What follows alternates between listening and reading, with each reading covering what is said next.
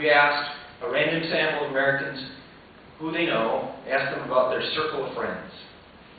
So when we said circle of friends, we defined for them what we meant by that. All the people you like to hang out with, spend time with, be on Facebook with, whatever. Of those people, how many are most or all of them are the same race as you?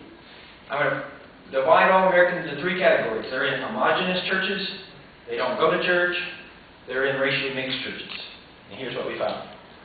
So if they're in same-race churches, homogeneous churches, 83% of Americans said, most or all of my friends are the same race as me. If they don't go to church, they have more diversity in their friendships, because they have one less place to make more homogeneous relationships, 70%. But if they go to interracial church, look at how dramatically different. Only 36% say most or all of my friends are the same race as me. These other lines are to see if that would happen by racial group, and it does. We found that variable after variable.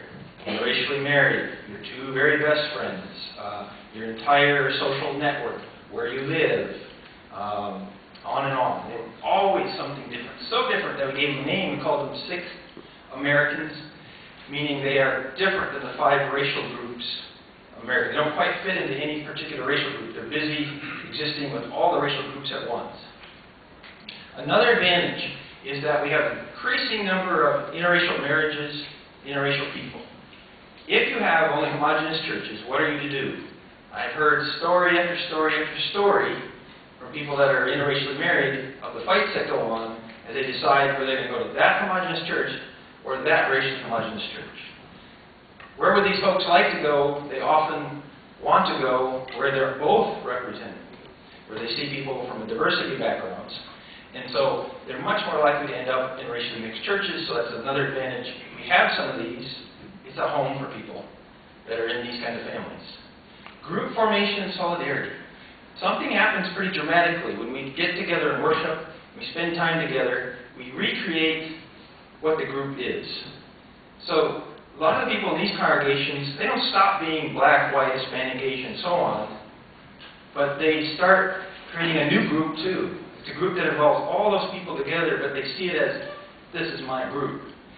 We studied one church here in Houston, Hillcrest Baptist Church, and I spent 6 years there as it was diversifying. So it was an all-white congregation.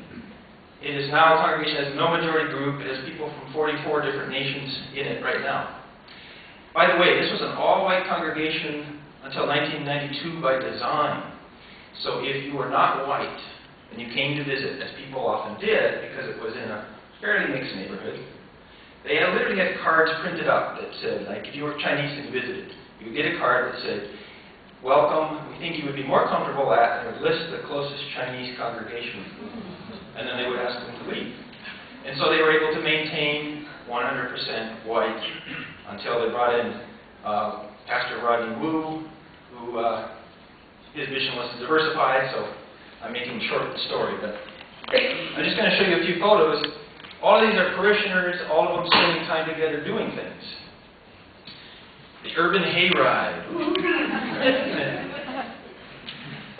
This is a typical classroom, and you can see there are 3 adults there. Those are the teachers of that particular class.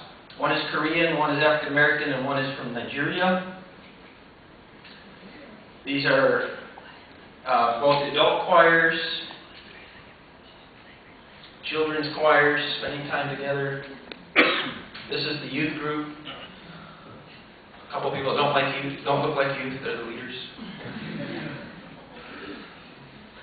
I just love this picture. That's a boy with a brown shirt, sister for sale. Well, that's a cool shirt. Jesus King, pretty cool too. This is where I go right now. This is also in Houston. This is the leadership, and this is, you can see our tagline, every race, every face is welcome in the place. It's not too intellectually sophisticated, but, you know, it communicates. We're very cognizant, our lead pastor, James Darby, is very cognizant that we must always look like we want the congregation to look. So we're a congregation of about half African American, 30% Hispanic, 20% white, and that's about what you see there. And you can see my beautiful wife right there.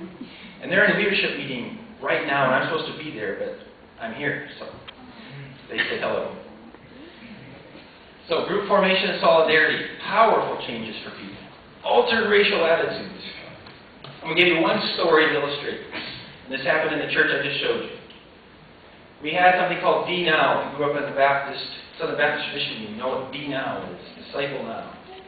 So we held this a couple of years ago. We encouraged our youth to invite people from their local schools, and one of the boys that came was in a wheelchair. And while he was there, at the end of it, Sunday morning after they'd been sleepless for, 2.5 days or whatever, they're invited to come up and give testimony if they wish. So the boy in the wheelchair came up, and his testimony was that this was the first time he ever felt truly accepted over these last couple of days. And in fact, he said he wanted to become a member of the church. So the next week, his family came, because that's when he was going to become a member.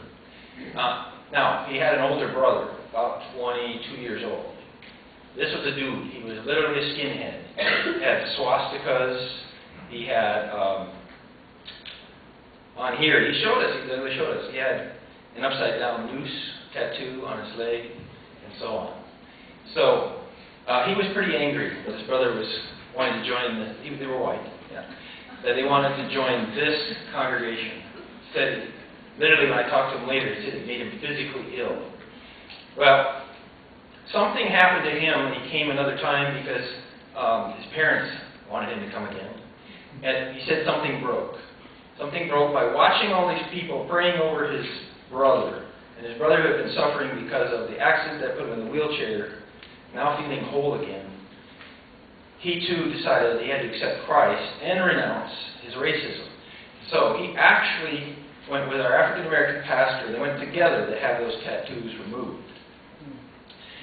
We have found that when we look at it broadly, the greatest change that happens in the altered racial attitudes is whites that are in these kind of congregations change their attitudes such that they look like people of color's racial attitudes.